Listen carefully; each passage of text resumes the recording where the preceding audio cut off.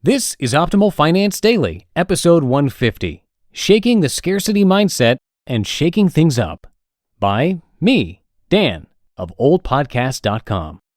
Get ready to maximize your potential with Optimal Finance Daily, the podcast that brings you the best content in personal finance 5 days a week. Your optimal life awaits. Now here's your host, Dan Warren.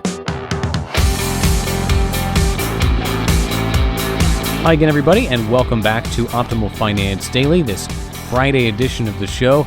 This is, of course, where I read to you from some of the very best personal finance blogs on the planet. Except for today, as you just heard in our little intro there, I'm going to be reading a post that I wrote today. A couple of weeks ago, I read a post called "If You Want to Master Your Money, A Sense of Control is Crucial" by Kristen Wong. And perhaps more than any other individual post of the 100 or 150 or so that I've read to you so far, this is the one that really hit home for me.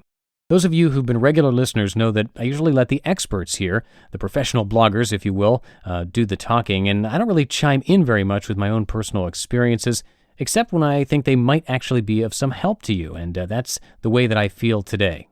So let's get to my first ever Optimal Finance Daily post as we optimize your life.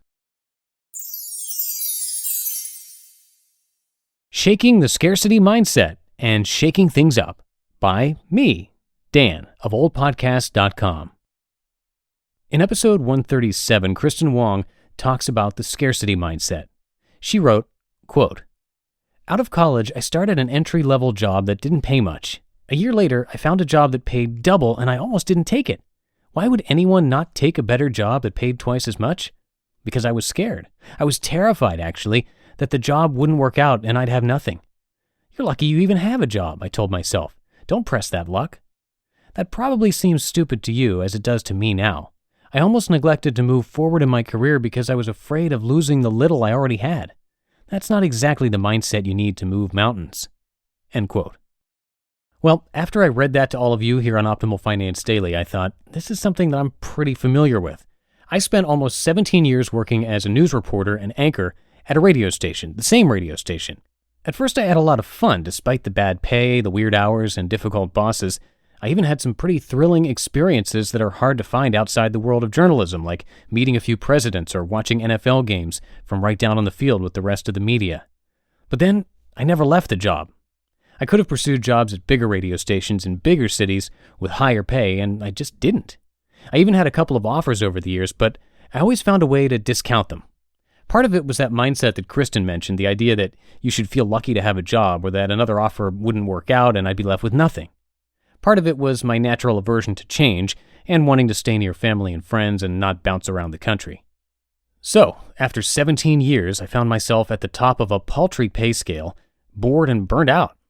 Lucky for me, my wife had been reading Ramit's blog and had recently discovered Mr. Money Mustache as well.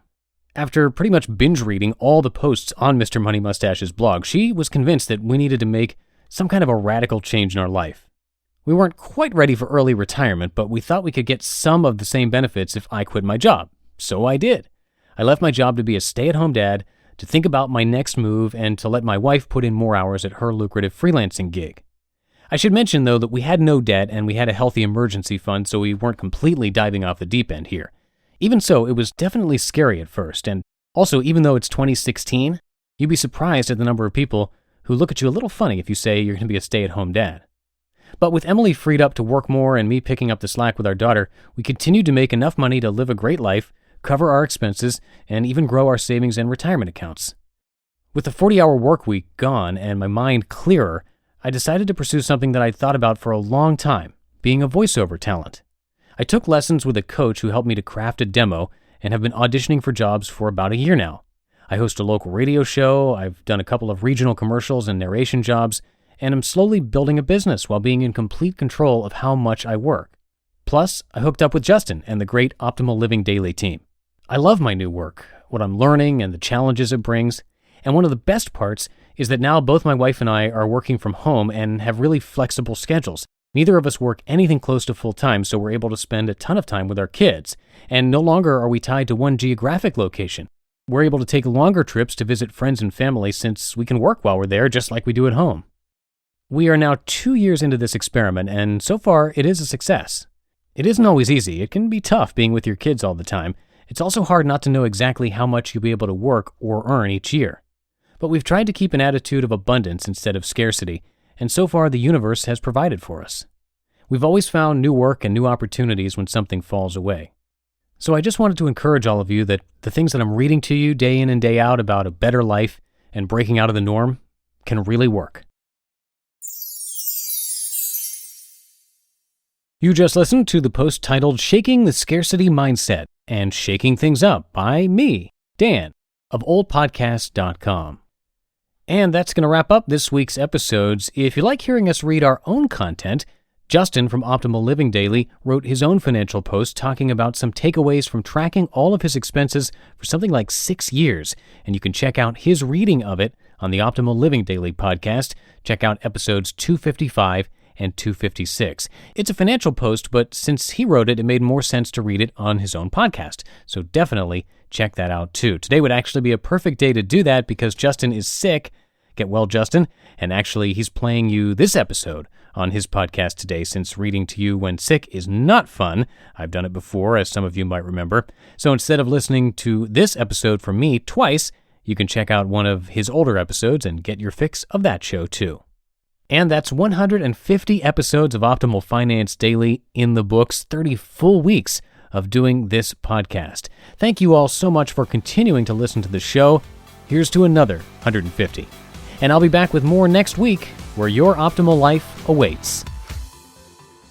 Hello, Life Optimizer. This is Justin Malik, creator and producer of this podcast, but also Optimal Living Daily, the show where I read to you from even more blogs covering finance, productivity, minimalism, personal development, and more from incredible bloggers like Derek Sivers, Zen Habits, Mark and Angel, The Minimalists, and all the ones you hear on this show too. So if you enjoyed today's episode and like taking amazing blogs on the go, come on over to Optimal Living Daily and subscribe to that one too. And together, we'll start optimizing your life. You've been listening to Optimal Finance Daily. Be sure to hit the subscribe button to stay up to date on each new episode and head to oldpodcast.com. That's OLDpodcast.com for a free gift as well as more actionable tips and resources to help you maximize your potential. Thanks for joining us, and remember, your optimal life awaits.